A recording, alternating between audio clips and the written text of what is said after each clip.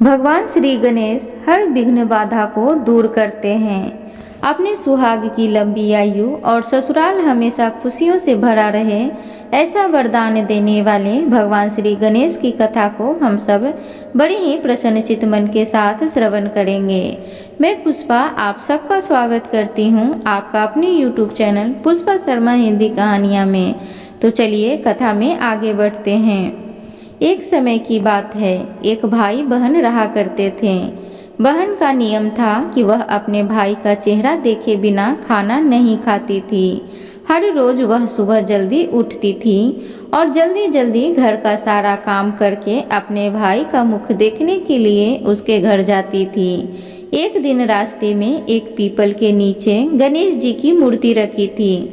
उसने भगवान के सामने हाथ जोड़कर कहा कि मेरे जैसा अमर सुहाग और मेरा जैसा अमर पीहर सबको दीजिए। यह कहकर वह आगे बढ़ जाती थी। जंगल के झाड़ियों के कांटे उसके पैरों में चुभ जाते थे।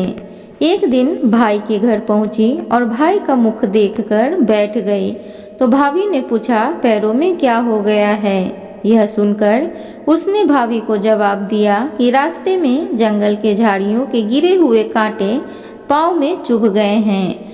जब वह अपने घर वापस आ गई तब भाभी ने अपने पति से कहा कि रास्ते को साफ करवा दो, आपकी बहन के पाँव में बहुत सारे कांटे चुभ गए हैं। भाई ने तब कुल्हाड़ी लेकर सारी झाड़ियाँ को काटकर रास्ता साफ कर दिया, जिससे गणेश जी का स्थान भी वहाँ से हट गया। यह देखकर भगवान गुस्सा हो गए और उसके भाई के प्राण हर लिए। लोग अंतिम संस्कार के लिए जब भाई को ले जा रहे थे तब उसकी भाभी रोते हुए लोगों से कही, थोड़ी देर रुक जाओ, उसकी बहन आने वाली है, वह अपने भाई का मुख देखे बिना नहीं रह सकती है, उसका यह नियम है। तब लोगों ने कहा, आज तो देख लेगी पर कल कैसे देखेगी? रोज दिन की तरह बहन अपने भाई का मुख देखने के लिए जंगल से निकली। तब जंगल में उसने देखा कि सारा रास्ता साफ किया हुआ है। जब वह आगे बढ़ी तो उसने देखा कि सिद्धि विनायक को भी वहां से हटा दिया गया है। तब उसने जाने से पहले गणेश जी को एक अच्छे स्थान पर रखकर उन्हें स्थान दिया और हाथ जोड़कर बोली, हे भगवान, मेरे जैसा अमर सुहाग और मेरे जैसा अमर पीहर सबको देना। और फिर बोलकर आगे निकल गई। भगवान सोचने लगे, अगर इसकी नहीं सुनी तो हमें कौन मानेगा, हमें कौन पूजेगा? तब सिद्धि विनायक ने उसे आवाज दी, बेटी, इस खेजड़ी की 7 पत्तियां लेकर जा और उसे कच्चे दूध में घोलकर भाई के ऊपर छींटा मार देना, वह उठकर बैठ जाएगा। यह सुनकर जब बहन पीछे मुड़ी तो वहाँ कोई नहीं था। फिर वह सोचने लगी कि ठीक है, जैसा सुना वैसा कर लेती हूँ। फिर वह 7 खेजड़ी की पत्तियां लेकर अपने भाई के घर पहुंची। उसने देखा वहाँ कई लोग बैठे हुए हैं, भाभी बैठी रो रही है और भाई की लाश रखी है। तब उसने उस पत्तियों को बताए हुए नियम के तहत भाई के ऊपर इस्तेमाल किया। तब भाई उठकर बैठ गया। भाई बोला बहन से, मुझे बहुत गहरी नींद आ गई थी। तब बहन बोली, यह नींद किसी दुश्मन को भी ना आए। और उसने सारी बात अपने भाई को बता दी। बोलिए जय श्री गणेश भगवान की जय, गौरी नंदन की जय। प्रिय भक्तजनों, अब हम सब बुधवार की कथा को बड़े ही प्रसन्नचित्त मन के साथ श्रवण करेंगे। आप सबसे निवेदन है कि प्लीज़ चैनल को जरूर सब्सक्राइब करें। आपके एक लाइक, एक सब्सक्राइब से मुझे बहुत ही हौसला मिलता है। तो चलिए कथा में आगे बढ़ते हैं। पौराणिक ग्रंथों में बुधवार के व्रत की कथा कुछ इस प्रकार है। बहुत समय पहले की बात है कि एक साहूकार का नया नया विवाह हुआ था। उसकी पत्नी मायके गई हुई थी। नया नया विवाह था, नई नई उमंग थी। साहूकार का परिवार भी कुछ खास बड़ा नहीं था। जो रिश्तेदार थे उनके घर बहुत दूर थे।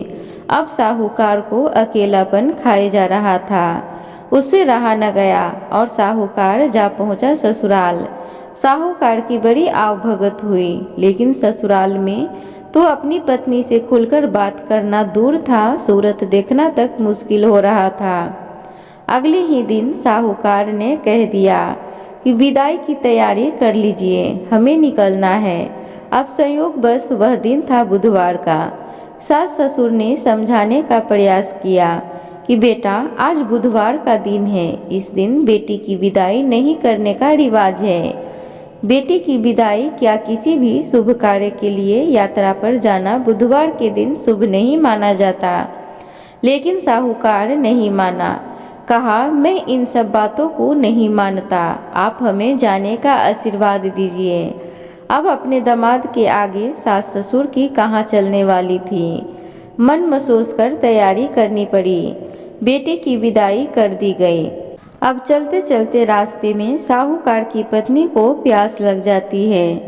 साहूकार जैसे पानी लेने के लिए जाता है तो वापस आते ही उसकी हैरानी का कोई ठिकाना नहीं रहता।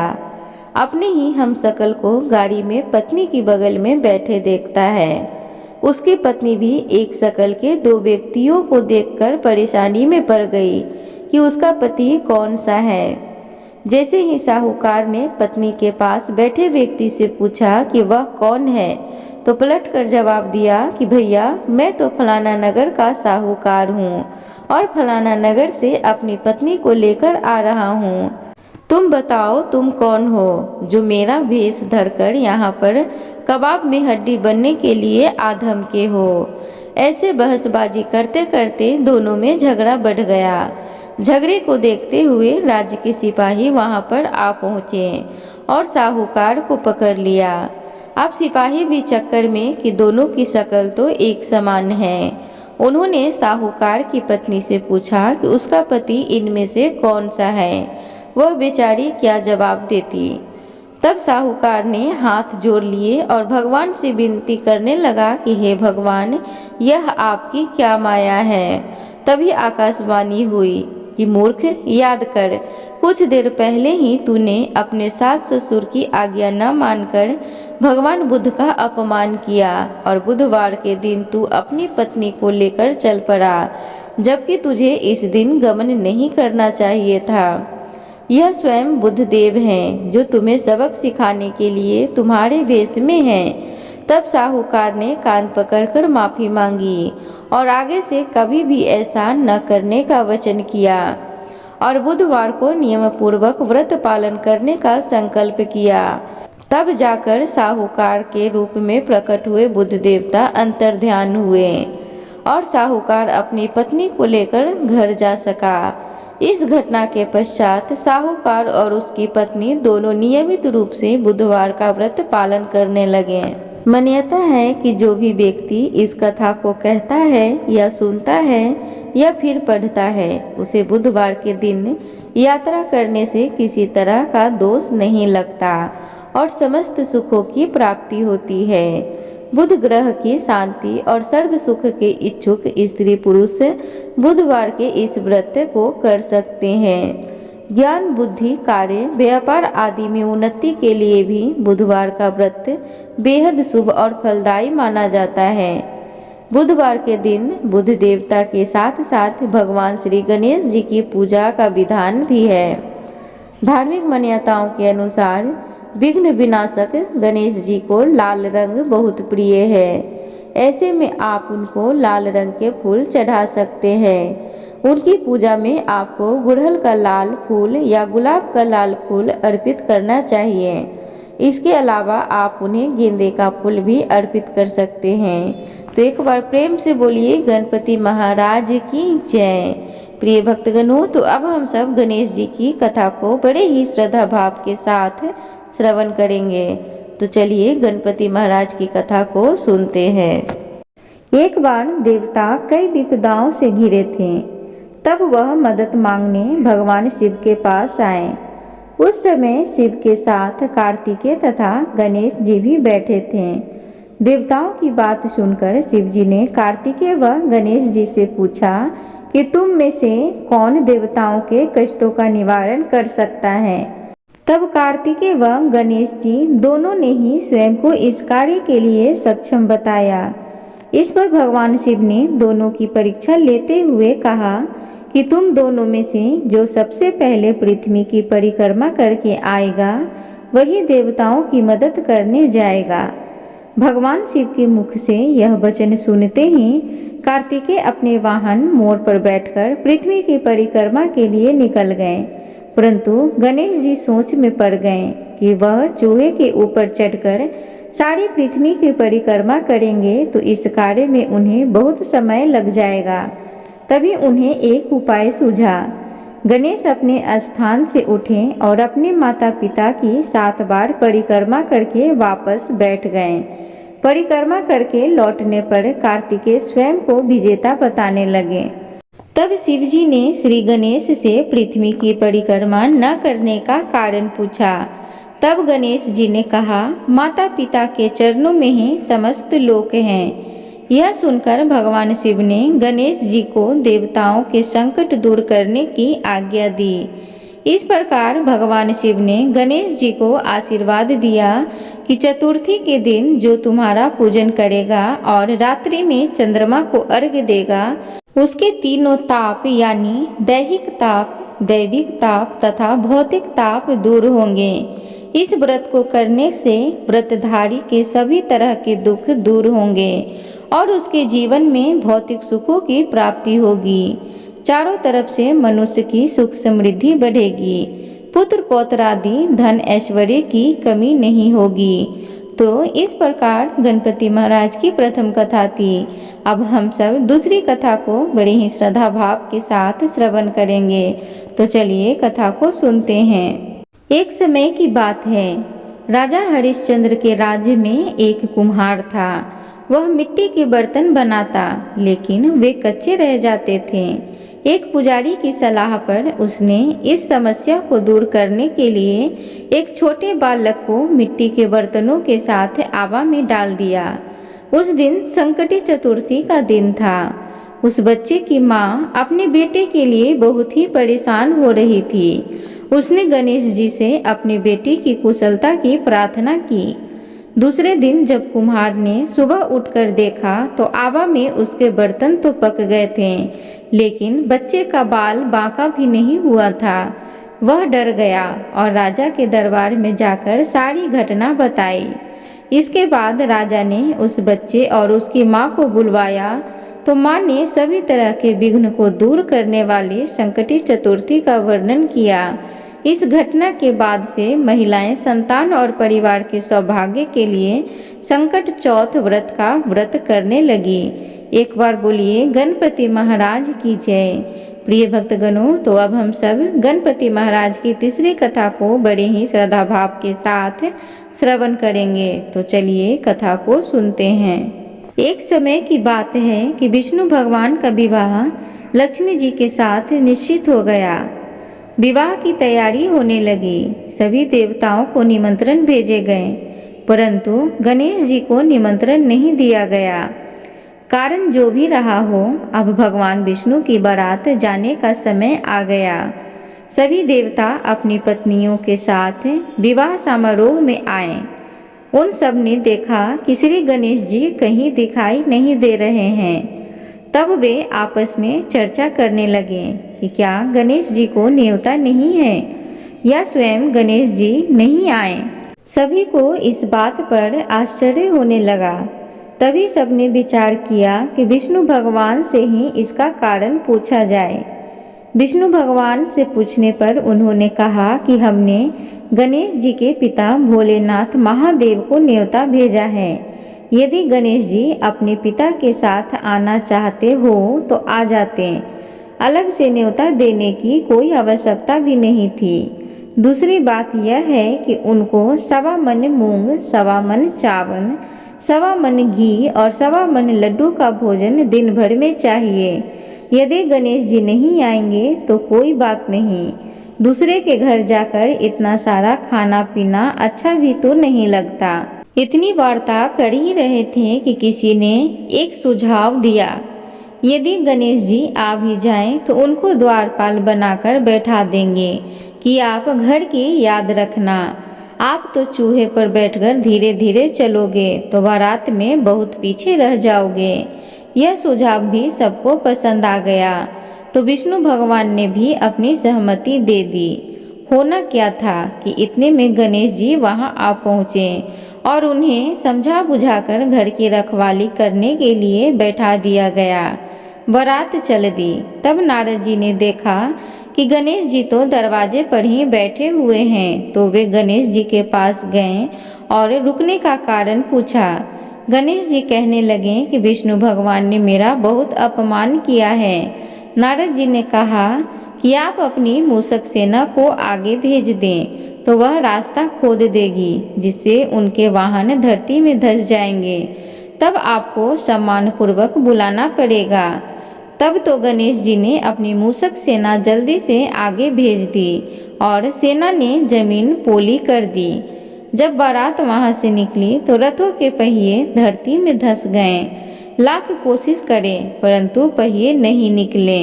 सभी ने अपने अपने उपाय किए परंतु पहिए तो नहीं निकले, बल्कि जगह जगह से टूट गए। किसी की समझ में नहीं आ रहा था कि अब क्या किया जाए। तब तो नारद जी ने कहा, आप लोगों ने गणेश जी का अपमान करके अच्छा नहीं किया। यदि उन्हें मनाकर लाया जाए तो आपका कार्य सिद्ध हो सकता है और यह संकट टल सकता है। और वे गणेश जी को लेकर आए। गणेश जी का आदर सम्मान के साथ पूजन किया। तब कहीं रथ के पहिए निकले। अब रथ के पहिए निकल तो गए परंतु वे टूट फूट गए, तो उन्हें सुधारे कौन। पास के खेत में खाती काम कर रहा था। उसे बुलाया गया। खाती अपना कार्य करने से पहले श्री गणेशाय नमः कहकर श्री गणेश जी की वंदना मन ही मन करने लगा। देखते ही देखते खाती ने सभी पहियों को ठीक कर दिया। तब खाती कहने लगा कि हे देवताओं, आपने सर्वप्रथम श्री गणेश जी को नहीं मनाया होगा और न ही उनकी पूजन की होगी, इसलिए तो यह आपके साथ यह संकट आया है। हम तो मूर्ख अज्ञानी हैं, फिर भी पहले श्री गणेश जी को पूजते हैं, उनका ध्यान करते हैं।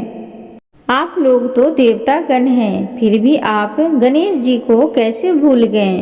अब आप लोग भगवान श्री गणेश जी की जय बोलकर जाएं, तो आपके सब काम बन जाएंगे और कोई संकट भी नहीं आएगा। ऐसा कहते हुए बारात वहां से चल दी और विष्णु भगवान का लक्ष्मी जी के साथ विवाह संपन्न करा के सभी सकुशल घर लौट आए। हे गणेश जी महाराज, आपने विष्णु जी को जैसा कारज साड़ियो ऐसो कारज सबको सिद्ध कर जो। बोलो गजानन भगवान की जय, मंगल मूर्ति की जय। प्रिय भक्तगणों, अब हम सब गणेश जी की चौथी कथा को बड़े ही प्रसन्न चित्त के साथ श्रवण करेंगे। तो चलिए कथा सुनते हैं। एक पौराणिक कथा के अनुसार एक बार भगवान शिव तथा माता पार्वती नर्मदा नदी के किनारे बैठे थे। वहां माता पार्वती ने भगवान शिव से समय व्यतीत करने के लिए चौपर खेलने को कहा। शिव चौपर खेलने के लिए तैयार हो गए, परंतु इस खेल में हार जीत का फैसला कौन करेगा, यह प्रश्न उनके समक्ष उठा। तो भगवान शिव ने कुछ तिनके एकत्रित करके उसका पुतला बनाकर उसकी प्राण प्रतिष्ठा कर दी और पुतले से कहा, बेटा हम चौपर खेलना चाहते हैं, परंतु हमारी हार जीत का फैसला करने वाला कोई नहीं है, इसलिए तुम बताना कि हम दोनों में से कौन हारा और कौन जीता। उसके बाद भगवान शिव और माता पार्वती का चौपर खेल शुरू हो गया।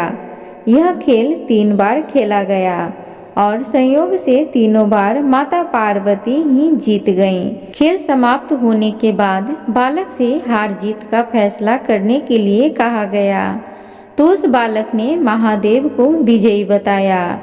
यह सुनकर माता पार्वती क्रोधित हो गईं और क्रोध में उन्होंने बालक को लंगड़ा होने, कीचड़ में पड़े रहने का श्राप दे दिया। बालक ने माता पार्वती से माफी मांगी और कहा, यह मुझसे अज्ञानतावश ऐसा हुआ है, मैंने किसी द्वेष भाव से ऐसा नहीं किया।